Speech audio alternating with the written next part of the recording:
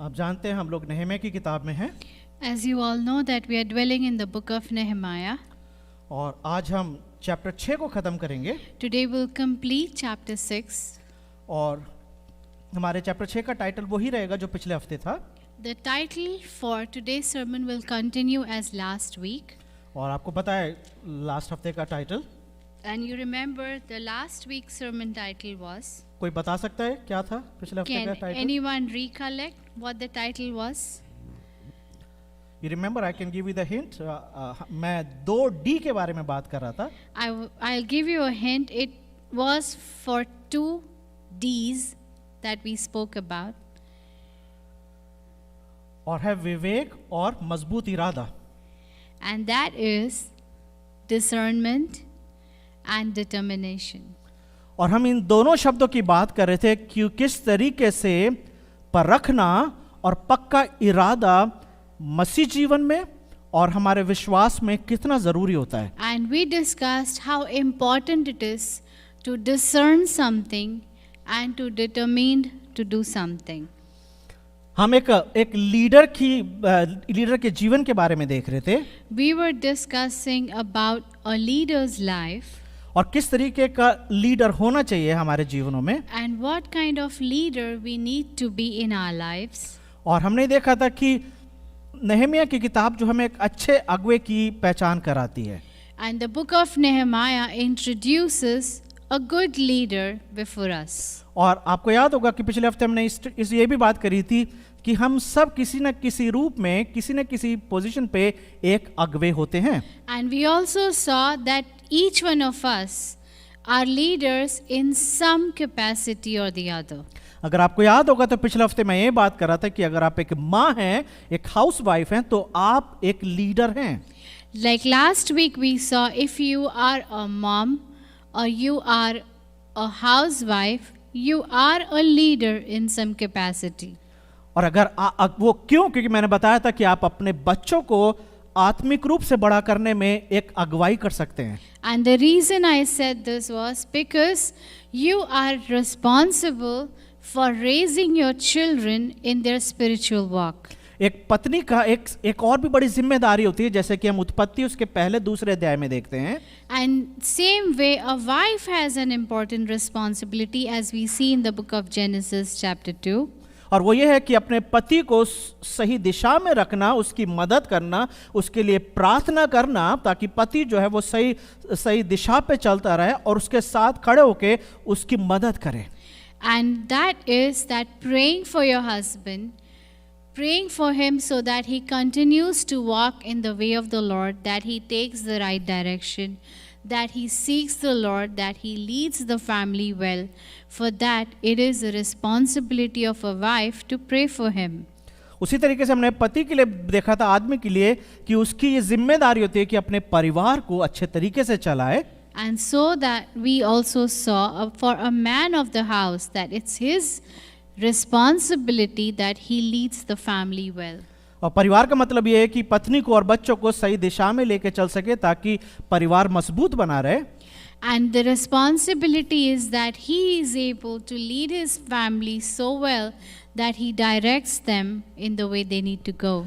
अगर आप ध्यान देखेंगे तो तिमोथियस को जब पौलुस खत लिख रहा है तो पौलुस ने बहुत अच्छे से बोला है कि अगर कोई इंसान, कोई आदमी अगर अच्छा अगुवा अपने परिवार में हो सकता है, तभी वो अच्छा अगुवा कलीसिया में हो सकता है। And if you recollect the letter Paul wrote to Timothy, and he said, if an individual, if a man is amazing in leading his household, leading his family, then he definitely is capable of leading an entire church. अगर वो अपने परिवार की देखभाल नहीं कर सकता तो वो कलीसिया की भी देखभाल नहीं कर सकता। Because if he cannot care for the family he has at his hand, he can never care for the whole congregation as a whole. हम नहम्याह के जीवन से देख रहे हैं 6 अध्याय में 4 तरीके की आजमाइश है, 4 तरीके के एक स्ट्रैटेजी है दुश्मन की जो उसके ऊपर किसी तरीके से लाना चाह रहे हैं, तो किसी तरीके से नहम्याह जो है वो फंस जाए। And then we are seeing in book of Nehemiah how he is going through temptations, where 4 different strategies are used to stop him from pursuing what he is doing. पहली जो था पिछले हफ्ते ने देखा था वो था समझौता करना, कि उसको बोल रहे थे हम आपके काम में मदद करेंगे, पहला जो था। The first temptation he had was in terms of compromise. They offered him help in his work. दूसरा जो था, जो 6 अध्याय में, उसमें तोबिया और संबलत कहते हैं हम तुम्हारी बदनामी करेंगे, हम सबको बता देंगे। And the second one is slander.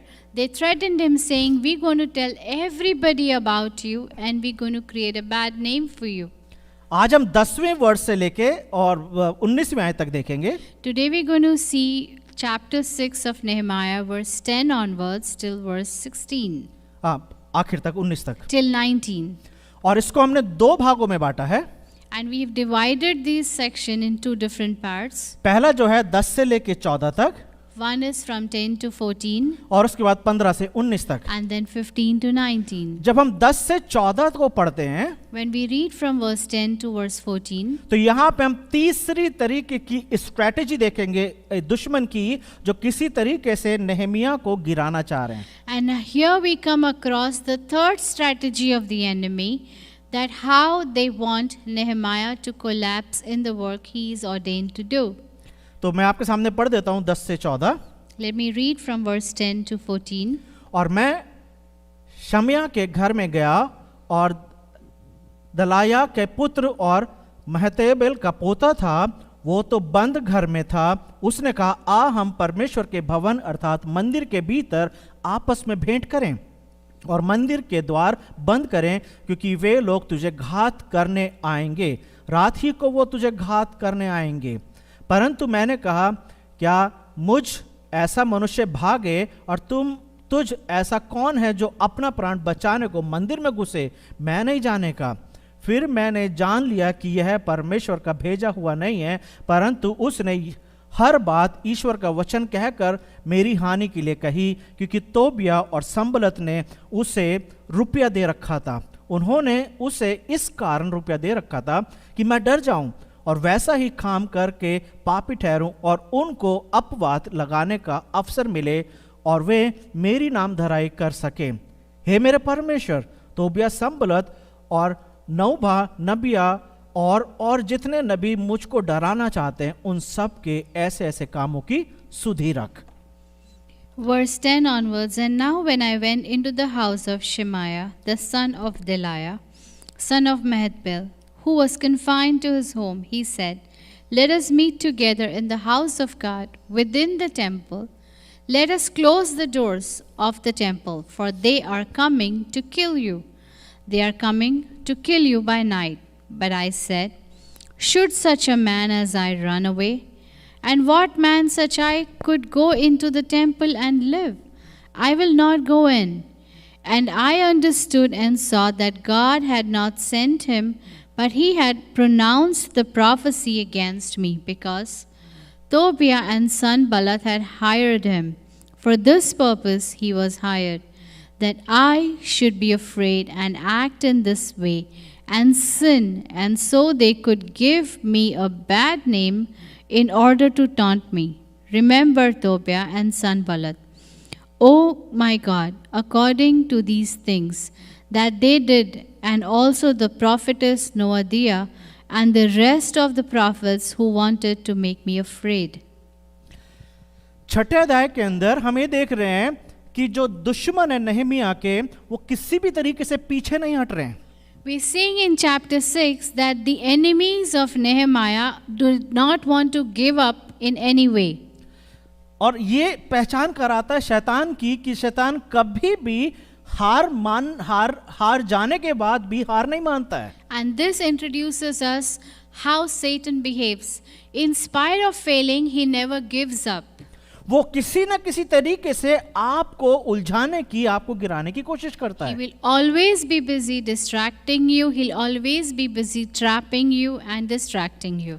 Nehemiah chapter 6 के अंदर 4 तरीके के तरीकों को वो इस्तेमाल कर रहा है कि किसी तरीके से नेहमिया को गिरा दे। In Nehemiah chapter 6, he used 4 forms through which he could create fear in Nehemiah's life. पहला उसने बोला था जो दुश्मन है तोबिया और संबलत और दूसरे जो लोग हैं वो चाहते थे कि नहमिया यरूशलेम से बाहर आए और हमसे अकेले में मिले ताकि हम उसकी मदद कर सके। The first trap he set was he made Sanballat approach Nehemiah, that he wanted Nehemiah to come out of Jerusalem, spend time with him and spend some time with them. आपको याद है जब यीशु मसीह की आजमाइश चल रही थी तो जब लूसीफर आया, शैतान आया, तो यीशु मसीह से क्या बोला? कह दे कि ये पत्थर रोटियां बन जाएं। तो अगर किसी को बाइबल नहीं पता है तो उसे ऐसा लगेगा कि वहां पे लूसीफर जो है वो यीशु मसीह की मदद करना चाह रहा है। And if you remember, the temptation that Jesus had is that Satan, Lucifer, asked him, if you are truly God, turn these rocks into food, into bread. And whoever doesn't know the Bible, they will look at this text as if Satan was helping him to solve his problem of hunger. लेकिन यहाँ पे जो नहमिया के दुश्मन है वो उसको बाहर बुला के उसको मारना चाहते थे। But here the reality was Nehemiah's enemies wanted Nehemiah to step out of Jerusalem so they can kill him. दूसरा तरीका उन्होंने कहा, जब वो नहमिया नहीं गया तो उन्होंने बोला कि अगर तू बाहर नहीं आएगा तो हम राजा को और सबको बता देंगे कि तू राजा के विरोध में काम कर रहा है। And the second threat they created for him is that if you do not come along our side, we're going to tell the king and everybody else that you are trying to be king in Jerusalem. ये दोनों पैतरे उनके fail हो गए। They lost in these two strategies. अब उनका एक तीसरा तरीका है। Now they got into the third stage. हमेशा ध्यान रखिए आप अपनी पर्सनल लाइफ के अंदर, Just remember these in your own personal lives. अगर शैतान बाहर से अटैक नहीं कर सकता है तो फिर वो अंदर से अटैक करता है। If Satan cannot harm you from outside, he will create trouble for you within. और वो अंदर कुछ भी हो सकता है। And that internal can be anything. आपके परिवार में गड़बड़ी पैदा करने He के will द्वारा, create chaos and confusion within your family. आपको खुद कंफ्यूज करने के द्वारा, He is going to confuse you with those issues. आपके पति और पत्नी के द्वारा या आपके बच्चों के द्वारा वो आपको नुकसान पहुंचा सकता है। He can create trouble for you with your spouse, or he will create trouble for you even through your children. तो इसलिए एक परिवार के रूप में बहुत मजबूती की जरूरत होती है, एक डिवोशनल लाइफ की जरूरत होती है, एक साथ प्रार्थना करने की जरूरत होती है। And that is why we need unity in a family. You need to pray together, stay together, and be close to each other. 10वीं आयत में यहाँ पर एक भविष्यद्वक्ता, एक प्रॉफिट है जो नेहेमिया को एक एडवाइस देता है। वो कहता है कि आज रात को तेरे ऊपर अटैक होने वाला है। In chapter 10, chapter 6, verse 10, it says that Nehemiah was warned that somebody is going to attack you tonight. शमया इनाम का एक भविष्यद्वक्ता है और वो कह रहा है कि तेरे ऊपर आज रात अटैक होने वाला है। Shemaiah is a prophet and he is informing Nehemiah that someone is going to attack you tonight. और वो कौन है वो जो अटैक करने वाला है? And who is the one who is going to attack Nehemiah?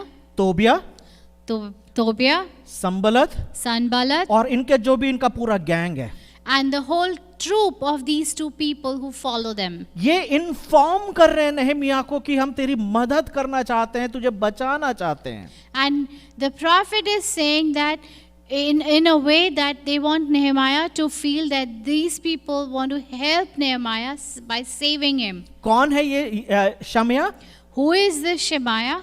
ये एक प्रॉफिट है, He is a prophet, यानी कि ये राजकीय घराने से निकल कर आ रहा है, which means he comes from a royal family. Priestly family से निकल कर आ रहा है। He is from a priestly family. आप कल्पना कर सकते हैं अगर इस तरीके का व्यक्ति कोई कुछ बोलेगा तो कौन उसकी बात टाल सकता है? And you can imagine if someone with that high ranking comes forward with a message, who is able to defy that?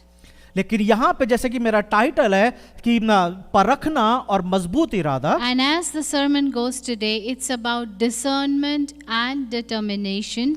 यहां पे नehemiah को यह सुझाव दिया जा रहा है कि अगर तुझे अपनी जान बचानी है तो मंदिर में जाकर छुपना पड़ेगा और दरवाजा बंद कर लेंगे हम अंदर से। And that's why they are convincing Nehemiah, saying, if you want to save your life, go inside the temple and we will close it from outside so you are safe inside.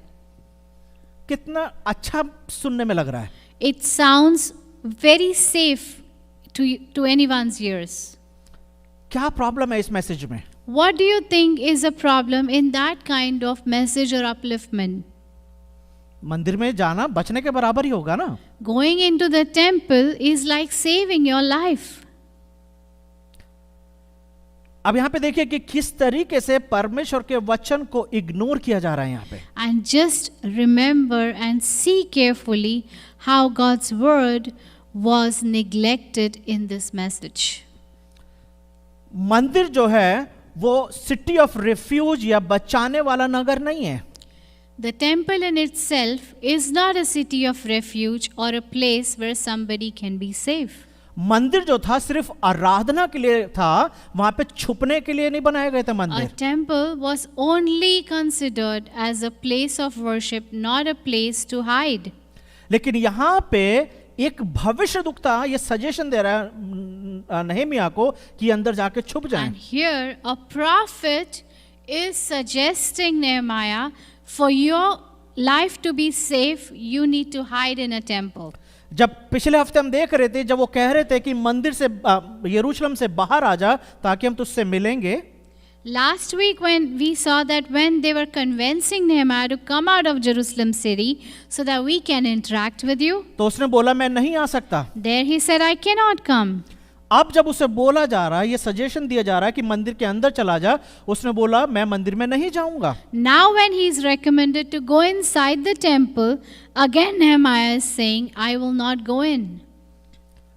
दो reasons हैं नehemiah के ना जाने के। There are two reasons why Nehemiah is not stepping inside the और temple. मैं चाहता हूं कि आप ये दोनों रीजंस को बहुत अच्छे से And समझें। I want you to understand these two reasons very carefully. पहला रीजन, nehemiah को हम एक तरीके से टाइप ऑफ यीशु बोलते हैं, यानी कि यीशु के स्वभाव का, यीशु के कैरेक्टर वाला इंसान। One reason is Nehemiah is considered as a type of Christ. और जिस तरीके से यीशु मसीह ने कभी भी अपने लोगों को, अपने चेलों को नहीं छोड़ा, And just the way Jesus never left his people, never left his disciples all by themselves. nehemiah का ये बिल्कुल पक्का इरादा था, मजबूत इरादा था कि मैं अपने लोगों को छोड़कर सिर्फ अपनी जान बचाने नहीं जाऊंगा। Nehemiah was very clear that he is not going to safeguard his own life, rescue his own self, and leave his people to face it. क्योंकि दुश्मन क्या चाहता था? What did enemy want? Confusion create करना, He wanted confusion in them, ताकि लोग ये बोलेंगे कि हमारा लीडर हमें छोड़कर अपनी जान बचा के भाग गया है। so that tomorrow if anything happens, the people around Nehemiah can say, our leader compromised and saved his own life and put ours at stake.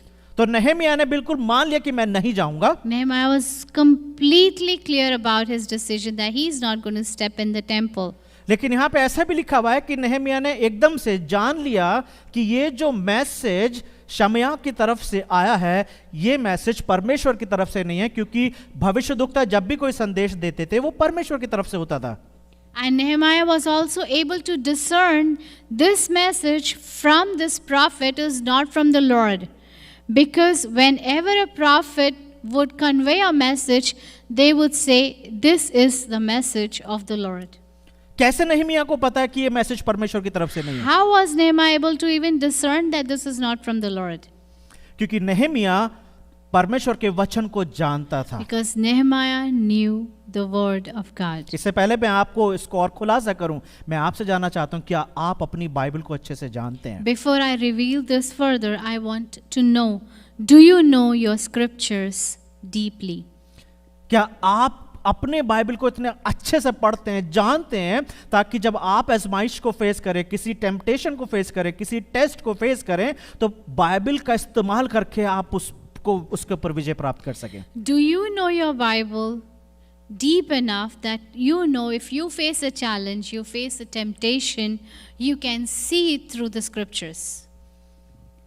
क्योंकि यहां पे नहम्याह को एकदम से पता चल गया कि ये जो भविष्यद्वक्ता है इसका मैसेज परमेश्वर की तरफ से नहीं है. Here Nehemiah was immediately able to discern whatever message this person is bringing, it's definitely not from the Lord. क्यों मैं बोल रहा हूं? Why I'm saying this? क्योंकि मूसा की व्यवस्था बिल्कुल स्पष्ट रूप से बताती है. Because Moses' book, the Law. book of law, which is Numbers, मूसा ने अपनी व्यवस्था में इस बात को स्पष्ट रूप से लिखा था कि याजकों के बिना सिर्फ याजक ही मंदिर में जा सकते हैं, एक आम व्यक्ति मंदिर में नहीं जा सकता है. Moses in his book of law made very clear that it is only the priest or high priest who can enter the temple, not a common man. नहम्याह याजक नहीं है, Nehemiah is not a priest, महायाजक नहीं है, he is not a high priest, Levi नहीं है. he is not a Levite, इसका मतलब उसके पास ये अधिकार नहीं है कि वो मंदिर के अंदर जाए. which is very clear that he doesn't have the rights to step inside a temple. कौन सजेशन दे रहा है? Who's suggesting? महायाजक शमया. A high priest is recommending him to go and step in the temple. कैसे आप झूठ को पकड़ सकते हैं? How can you catch lies? अगर आप बाइबल को जानते हैं तो आप पकड़ लेंगे कि झूठ If है. you know God's word, if you know your scriptures, you can discern these lies. गिनतियों की किताब उसके 18 के साथ में लिखा हुआ है. Numbers 18 verse 7 says, मैं हिंदी में पढ़ देता हूँ, फिर यहाँ पे इंग्लिश में लिखा हुआ है. परवेदी की और बीच वाले पर्दे के भीतर की बातों की सेवकाई के लिए तू और तेरा पुत्र अपने याज पद की रक्षा करना और तुम ही सेवा किया करना, क्योंकि मैं तुम्हें याजक पद की सेवकाई दान करता हूं, और जो कोई तेरे कुल का ना हो वो यदि समीप जाए तो मार डाला जाएगा. And you and your sons with you shall guard your priesthood for all that concerns the altar, and that is within the veil, and you shall serve. I give your priesthood as a gift, and any outsider who comes near shall be put to death.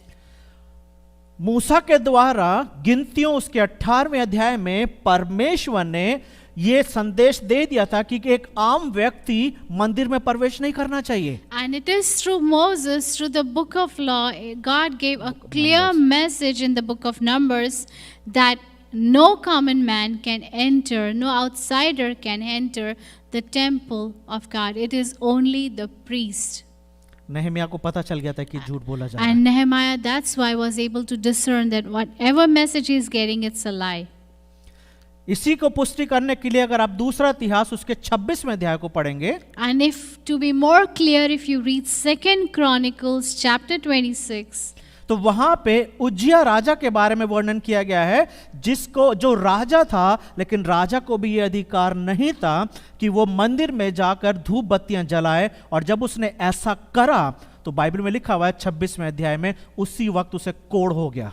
and it is mentioned there, it is written about a king called Uzziah, and there he clearly says, I'll read the scripture to you. And they withstood King Uzziah and said to him, it is not for you, Uzziah, to burn incense to the Lord, but for the priests, the sons of Aaron, who are consecrated to burn incense. Go out of the sanctuary, for you have done wrong, and it will bring you no honor from the Lord God. Then Uzziah was angry. Now he had a censer in his hand to burn incense. And when he became angry with the priests, leprosy broke out on his forehead in the presence of the priest in the house of the Lord by the altar of incense. परमेश्वर ने बिल्कुल clear करा था कि मंदिर में सिर्फ याजक, महायाजक या हारून के वंशज ही जा सकते थे. God made it very clear, either the high priest, the priest, or sons of Aaron, or the lineage of Aaron can enter into the temple. तो अब यहाँ पर एक चीज देख सकते हैं कि करप्शन किस लेवल पर है यरूशलेम के अंदर. So this gives you a clear picture, the stage, the extent of corruption that is there in Jerusalem at present. भविष्यद्वक्ता जिसको परमेश्वर का परमेश्वर की आवाज बोला जाता था, वो गलत सुझाव दे रहा है। Someone who's supposed to be a prophet, who's supposed to just convey a message from God, is now actually speaking lies to Nehemiah. ये इस बात को दर्शाता है कि आपके और मेरे सामने कोई भी खड़ा हो जाए, चाहे उसकी क्या पोजीशन है, उसके पास क्या डिग्रीज हैं, लेकिन आप उसकी बातों से बच सकते हैं अगर आप परमेश्वर के वचन को जानते हैं। And that is why this message is very clear to us, that no matter who stands before us, what degree, qualifications, positions they have, if it is not from the word of God, we can deny it. यीशु मसीह की जब परीक्षा हुई तो शैतान जो था Bible का सहारा ले रहा था, लेकिन यीशु मसीह ने उसे बाइबल से ही जवाब दिया है। When we talk about Jesus, Satan was using scriptures to trap Jesus, but Jesus used scriptures to answer him back. लेकिन यहाँ पे इंटरेस्टिंग बात हम जो देखते हैं, But what is most interesting here is 14वीं आयत में, in the 14th verse, जब नहमिया को पता चल गया कि ये झूठा है, ये झूठा भविष्यद्वक्ता है, when Nehemiah was able to discern that he is a false prophet, क्योंकि सिर्फ ये शमिया जो महायाजक है, सिर्फ यही झूठा नहीं है। 14वीं आयत में लिखा हुआ है और दूसरे भविष्यद्वक्ताओं के नाम लिखे हुए हैं, और एक स्त्री भी है जो भविष्यद्वक्ता थी, और ये सारे के सारे झूठे भविष्यद्वक्ता हैं। because verse 14 brings it forward that it was not just Shemaiah, but it was a prophetess too, who was Noadiah, and more prophets have been mentioned, and they were all termed as liars. इसका मतलब कि ये वो जगह है जहां पे परमेश्वर के सेवा करने वालों के मन में परमेश्वर का डर नहीं है। Which means that this place has those people who were meant to serve the Lord, but they had no fear of God. इन सब के बावजूद परमेश्वर ने नहमिया को भेजा है कि शहरपनाह को बनाई जाए। And in spite of these circumstances, God has sent Nehemiah to build that wall in that place. याद रखिए, अगर आप एक अगुवे के रूप में अपने जीवन को देख रहे हैं, If you are looking at your own personal life as a leader, तो हमेशा इस बात के लिए तैयार हैं कि परमेश्वर आपको बहुत अच्छी जगहों पे नहीं भेजेंगे, so remember, God is not going to send you in a perfect place to work. लेकिन परमेश्वर आपको शायद ऐसी जगह पर भेजेंगे जहां पर लोग परमेश्वर से नफरत करते होंगे। God might place you in a surrounding where people just dislike God. They do not like to hear about God. 14वीं आयत में लिखा हुआ है कि नहमिया ने एक लाइन की प्रार्थना करी है, और उस प्रार्थना के बाद उससे लिखा हुआ है, तब उसने प्रार्थना करी, हे मेरे परमेश्वर, और उसने उनका नाम लिया और उनको बोला, इन सब के ऐसे ऐसे कामों की सुधि ले। It says, he just prayed one line prayer and he said, Lord, please take heed of these people. उसने इस मैटर को परमेश्वर के हाथ में दिया और फिर से रिलैक्स हो गया। All that Nehemiah did was lifted up all this confusion, chaos in the hands of God and just calm down. उसने उसके बारे में कुछ काम नहीं करा है। He didn't react. He didn't do anything about the situation. चौथी सिचुएशन, Fourth strategy, जिसे हम 15 से 19 तक देखते हैं, which is from verse 15 to 19. 15 से 19 तक हमें यह भी पता चलता है कि शमिया या दूसरे भविष्यद्वक्ता क्यों नहमिया के खिलाफ थे और क्यों तोबिया और संबलत की मदद कर रहे हैं। Because this section shows us why a prophet is against Nehemiah, and why are they helping out Tobiah and Sanballat and other people in their strategies. क्योंकि यहाँ पे जो टाइटल दिया मैंने 15 से 19 का, उसको मैंने दिया है कि हम छोड़ेंगे नहीं, मतलब हम फिर से किसी नए चैलेंज के साथ तेरे सामने आएंगे। The section that I have from 15 to 19, I have titled it as "We will not give up. No matter what happens, we'll continue pursuing you so that you give up." पहली चीज 15 से 19 तक जब हम पढ़ते हैं तो यहाँ पर यह पता चलता है कि दीवार का काम खत्म हो गया है। 15 to 19 clears one thing, that the wall has been finished. ये जो प्रोजेक्ट वॉल था ये कंप्लीट हो गया है सिर्फ 52 दिनों के अंदर। Only in 52 days the construction of the wall has been done. और आप जानते हैं ये 52 दिन नहम्याह के लिए आसान नहीं थे, And you know that these 52 days were not easy for Nehemiah. लेकिन ये प्रोजेक्ट खत्म होने के बाद नहम्याह की लाइफ आसान नहीं हो गई है। But after these 52 days, Nehemiah's life was never easy. और आपके और मेरे साथ भी ऐसा होता है कि कई बार कुछ प्रोजेक्ट्स को हम करते हैं, लेकिन उसका मतलब ये नहीं कि हमने जीत हासिल कर ली है। It's the same with you and I. We do some projects, we do some work, and that doesn't mean that we have got the victory. हम मसीह लोगों के लिए कई बार ऐसा बोला जाता है कि हम युद्ध तो जीत लेते हैं, लेकिन कई बार जीती हुई उस जीत को खो भी देते हैं। It's sometimes talked about as Christians that many Christians have won the war, but afterward they lost the victory. क्या आप और मैं उस युद्ध को बनाए हुए हैं? Are we continuing that battle? आपको पता है यीशु मसीह ने सलीब पर शैतान को हरा दिया है। We all know that Jesus has already betrayed Satan on the cross. और वो जीत उसने आपके और मेरे हाथ में दे दी है। And that victory he placed in your hands and my hands. क्या हम इस बात को बोल सकते हैं कि हम उस जीत को मेंटेन करे हुए हैं? Can we really say that we are maintaining that victory in our hands? या हम इतने कैजुअल हो गए कि उस विक्ट्री के बारे में सोचते भी नहीं? Or we've become so complacent, so casual about that victory that we don't bother about it. 15 से 19 हमें पता चलता है कि क्यों ये सारे भविष्यद्वक्ता दुश्मनों की मदद कर रहे थे। And 15 to 19 tells us why all these prophets, prophetess, all these so-called people of God were actually helping out Sanballat and his people.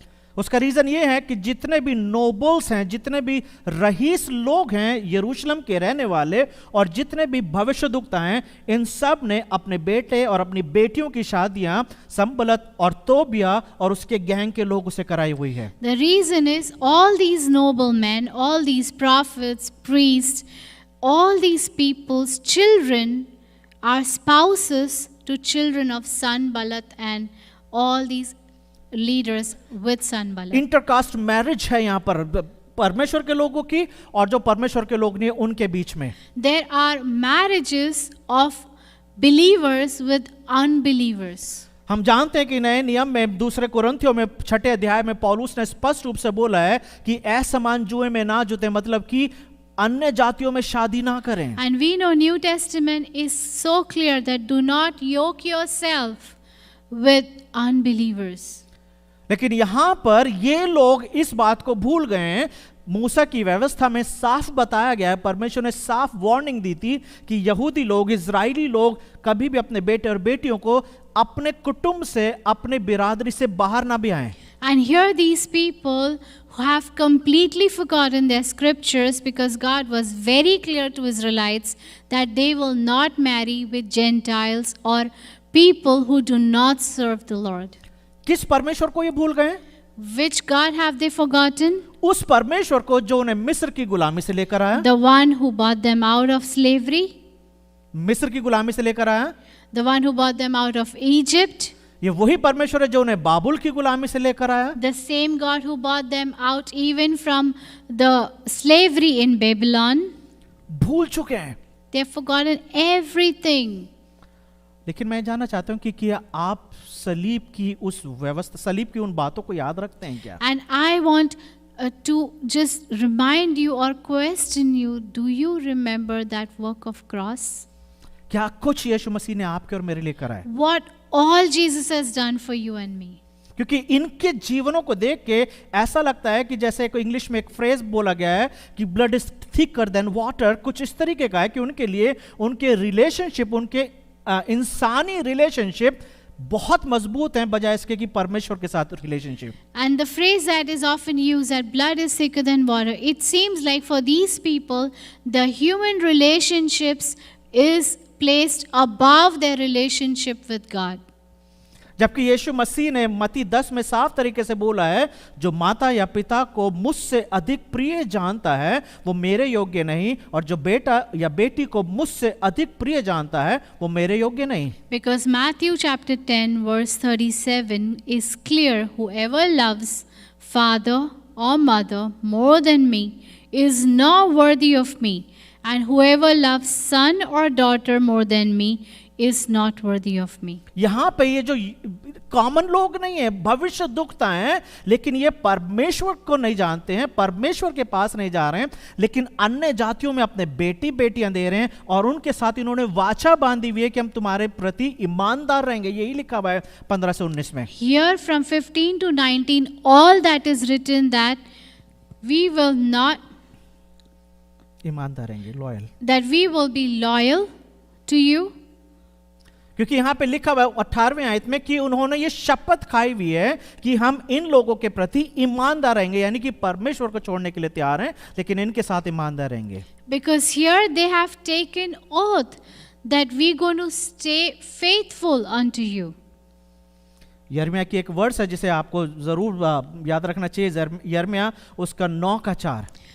Book of Jeremiah chapter 9 verse 4 is something which you all need to remember, and that says, क्योंकि ये verse जो है नहमिया की इस किताब में बिल्कुल सटीक बैठती है। and here this verse fits so well in the book of Nehemiah. यहाँ पे लिखा हुआ है, अपने अपने संगी से चौकस रहो, अपने भाई पर भी भरोसा ना रखो, क्योंकि सब भाई निश्चय अंगड़ा मारेंगे और हर एक पड़ोसी तुलराई करते फिरेंगे। Book of Jeremiah chapter 9 verse 4 says, let everyone be aware of his neighbor and put no trust in any brother, for every brother is a deceiver and every neighbor goes about as a slanderer. और ये वाली आयत यरूशलेम में नहमिया के दिन में देखी जा सकती And है। this verse was so visible in the days of Nehemiah in Jerusalem.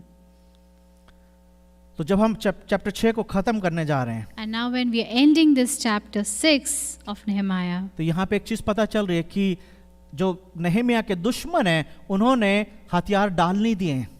it's so clear that Nehemiah's enemies, in spite of failures, have not given up. तो आपको और मुझे क्या करने की जरूरत So है? what is it that you and I need to remember? क्योंकि हमारे शत्रु ने भी हथियार नहीं डाल दिए, वो भी हमारे पीछे है। Because even our enemy has not let down. He's और- still after us. और पतरस ने साफ तरीके से बोला है कि एक शेर की तरह वो घूम रहा है कि किसको फाड़ खाए। And Peter says it so clearly that he is roaming around like a roaring lion to see who he can devour. तो दो चीजें करने की जरूरत है, There are two things you need to do. जागते रहो और प्रार्थना करते रहो। Watch and pray. नहमिया ने प्रार्थना करना बंद नहीं करा है, Nehemiah, in spite of all that was happening with him, never gave up on praying. वो डरा नहीं है इन लोगों से। He was not afraid of these people.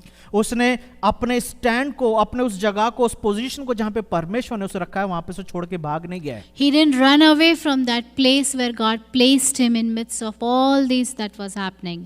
यीशु मसीह ने यूहन्ना 10 में साफ तरीके से बोल रहा है कि जो झूठा चरवाहा होगा वो अपनी भेड़ों को छोड़ के भाग जाता है। Because in John 10, Jesus has clearly said, a false shepherd, a false prophet will leave his sheep and run away.